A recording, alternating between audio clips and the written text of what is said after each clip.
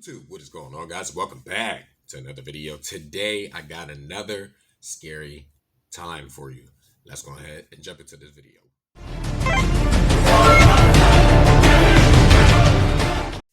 All right, guys, what is going on now? We are back with another Sinister Scary Saturday. We got another one down here by the boy MJV Animations. Okay, this time, all right, we have 3 unnerving tender horror stories animated. Now, go on ahead and grab your popcorn, whatever you need to. We're going to be in here. I got 2 of these things. You feel me? I got 2 of these things. You feel me? So, look, let's go on ahead, hop into this video. Let me go ahead and get these headphones. I don't know what I'm saying real quick. How am I going to hear the video? Excuse me. So, let's go on ahead and get started.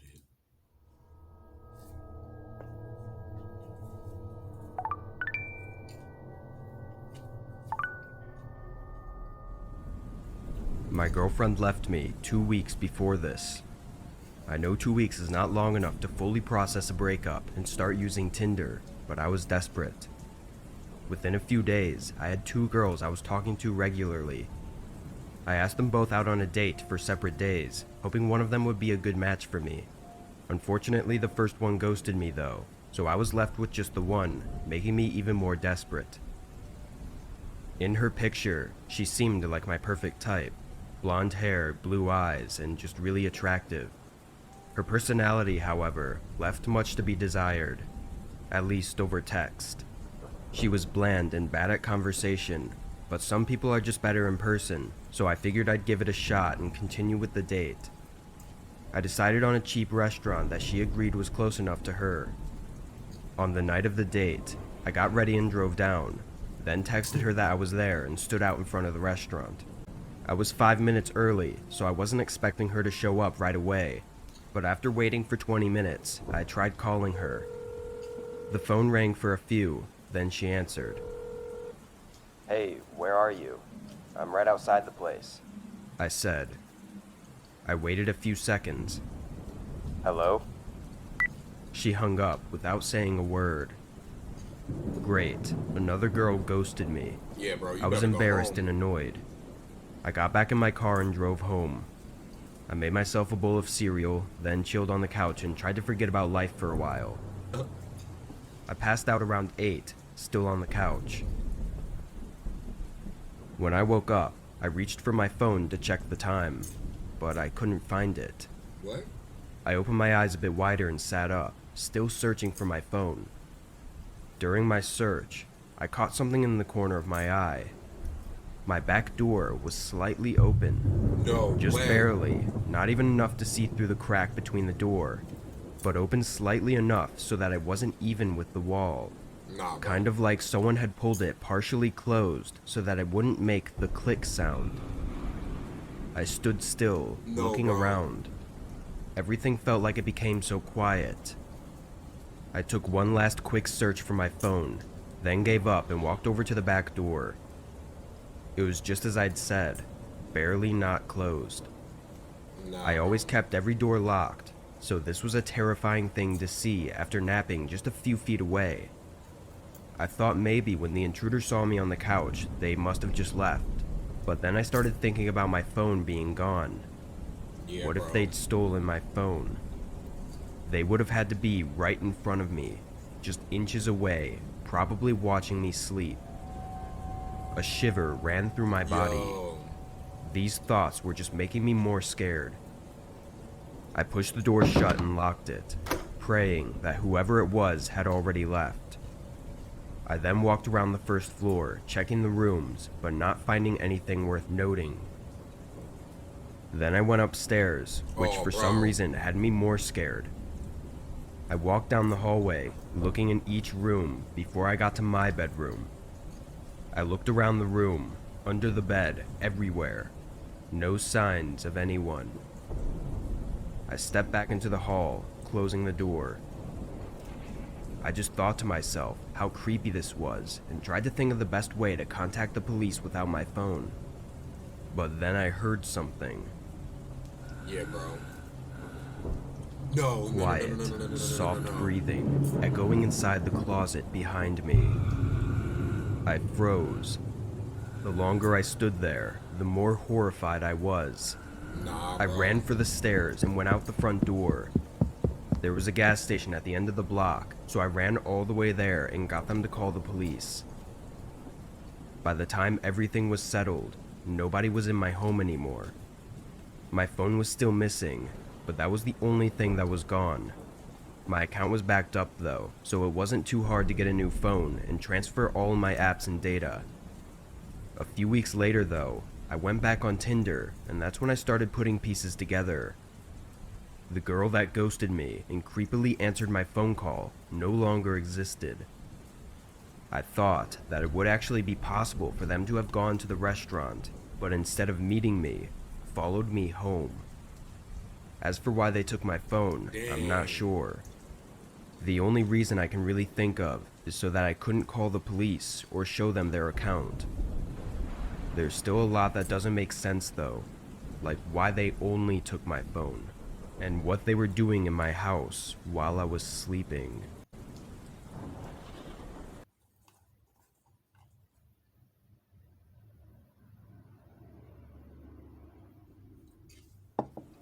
I'm a 20. Nah, first off, before we hop into the next one, nah, man. No, I'm sorry. That house is yours. That house is yours. Ain't no way I'm here and breathing like that, bro. And like, bro, I would have did this. Oh my gosh.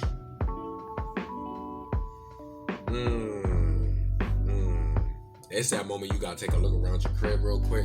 Take a look around the room. You know what I mean? Make sure ain't nothing around you. You feel what I'm saying? Let's go ahead and hop into the second animation though. 6-year-old female, and at the time I was 23 and in college. I used Tinder throughout the second half of my college years. I wasn't exactly looking for a long-term relationship, but I also wasn't entirely avoiding it either. If things seemed more serious, then I'd try. Otherwise, we'd just have some fun and move on. After school on Friday, I went back to my dorm and sat in bed, swiping left and right on the app. I was hoping to have something to do over the weekend. After some time, one of the guys responded. We talked it up for an hour or so, then he asked me out on a date for Sunday night. I agreed, though it was rather quick to ask me out. We texted for a while longer, mostly about school and hobbies. He said he went to the same school as me, but was in the dorm building on the opposite side of the campus. Anyway, on Saturday we texted back and forth a few more times, and come Sunday, I met him at a popular restaurant not far from the campus. Over dinner, he didn't strike me as anything but a normal person. So normal that he was almost a little boring. I found him attractive though, and thought he was maybe holding back on a lot due to just meeting me. Once we finished, we went outside and set another date for the next week. As I said goodbye and started walking away, he asked me if I needed a ride home. Living in the dorms at the campus, I didn't have a car, so I just walked everywhere, including the restaurant. I was surprised he even had a car, since he lived at the school as well. But I was even more surprised that he offered me a ride. It seemed like he was trying to make his move for tonight, which I wasn't expecting. But seeing as I enjoyed my time with him, and he was just like any other guy, I took him up on the offer. Big The mistake. campus was a 25-minute walk away, so if nothing else, at least I'd be back sooner. He showed me over to his car, which was just an older black Honda SUV. Nah. Nah. That's that kidnap vehicle. That's that kid. Yeah, that's that kidnap vehicle. Ain't no way somebody show you that and you like, yeah, let's hop in. Nah. I got into the passenger seat and he started driving. That's the passenger? Sooner.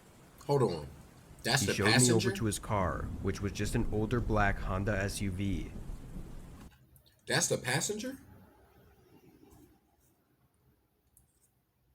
I got into the passenger seat and he started driving. As soon as we were on the road, things started to get awkward. I tried making small talk, but he wasn't really responding, so I sat back and neither of us talked. After a few minutes, he took a left turn. The campus was to the right, in the complete opposite direction.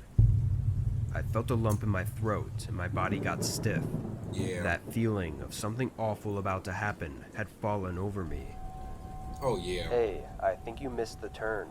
I said nicely, trying to hide any hint of fear in my voice. No. He muttered. I was looking over at him, but his gaze was locked on the road. Where are you taking me? Nah. He didn't respond. I didn't know what else to ask. I told him to let me out of the car. How about one good knock to the back of your dome piece? How about that? That would have worked real clean. That would have worked real clean. My fault. One last effort to get out of the situation without anything escalating. He still didn't respond. The further out we drove, the more remote the area became. My head was aching from the fear of getting too far out to be able to find any way out of this. I still had my phone in my pocket, which I knew he was going to take as soon as we stopped wherever he was taking me. My plan, and really my only plan, was to try to take out my phone as quickly as possible and dial 911 before he would have time to react. I waited until he started making a turn, and right when he looked the other way, I pulled my phone out and with shaky hands dialed 911. He noticed immediately, trying to grab my phone mid-turn and jerking the car. I was able to keep myself away from grasp while the phone rang, and as soon as I heard a voice on the other side, I yelled for help, saying the street names and direction we were going. The man was still fighting me for my phone, hitting me and pulling me toward him. In the midst of the fight, he lost control of the car and ran off the road straight into a speed limit sign. I was dizzy and my vision was blurry, probably from a concussion. Oh, boy. But I could hear the operator on the phone talking from somewhere under my seat. I almost forgot the situation I was in, but once it came back to me, I immediately looked over. The windshield was shattered and the airbags were out, but the man I was with was gone. I tried to see out the windows, but he was nowhere.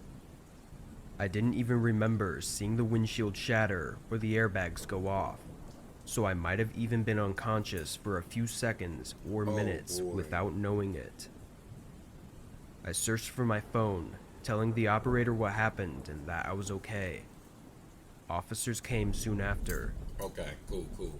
I had no lasting injuries, just some pains around my body. But what hurts the most is that I was so sure they would catch the man, having his name, description, and license plate. But I was wrong. The car was stolen the day before, which was probably why he abandoned it after the crash. His name was likely fake, although it was a really generic name anyway, and his Tinder account was removed. So, all they have is a description of what he looked like. I should have been more careful, and I definitely have been ever since. What he planned on doing with me is something too awful for me to even think about. I just really hope that he's not out there trying to do the same thing to someone else.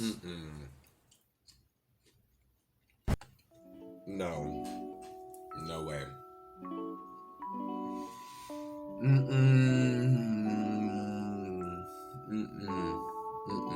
No.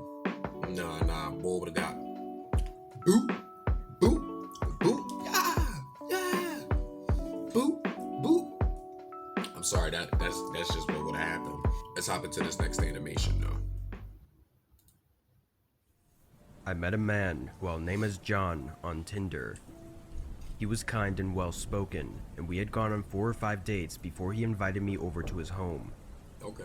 I'd known him for almost a month and was ready for this next step to start dating outside of the public scene. I drove over to his house at 6:30, where he said he would have a nice homemade dinner ready for us. Driving up to his house, there were 2 cars in the driveway. I never asked if he had roommates or anything, so I thought maybe that's what this was. I didn't see it as a bad thing, but just something that he should have told me before coming over. I drove back around and parked on the curb in front of his house. I walked up to the door and rang the doorbell. John opened the door quickly with a big smile and invited me in. By now, I'd already decided in my mind that this probably isn't the right guy for me, but I didn't want to be disrespectful and fully commit to ending things after just seeing his house for the first time. The kitchen was less messy, seeming like it had been cleaned up recently. On the table were 2 plates of food, but after seeing the place, I didn't have an appetite anymore. I kindly told him that my stomach wasn't feeling well today and that I'd try to eat it later. His reaction, though, was off-putting. He just looked at me as if he was shocked by my answer and was in deep thought about what to say. I couldn't look him in the eyes for more than a few seconds before it just got weird. When I looked away, I think he snapped out of it. Oh, okay, it's cool. Then he took my plate and put it in the fridge. I started up a conversation, asking how his day was and if anything new was going on with him. He answered normally, but it seemed like something else was on his mind. He was looking around, trying to be sneaky about it, and seemed almost nervous. Him looking around reminded me about the cars in the driveway. Hey, I saw you had a bunch of cars in the driveway. Do you have roommates? I asked politely. Yeah. They're away for the weekend, though, he said.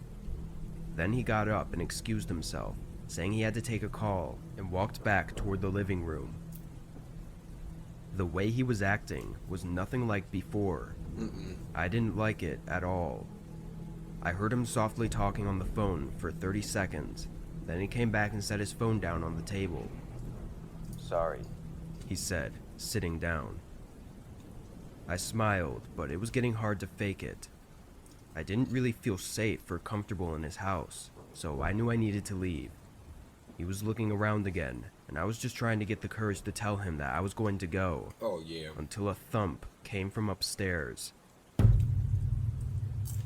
Right when it sounded, John looked directly at me, as if checking whether or not I heard it. Give me a second.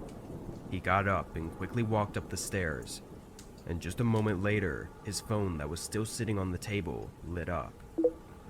Normally I wouldn't snoop on someone's business like that, but I felt justified given this whole ordeal.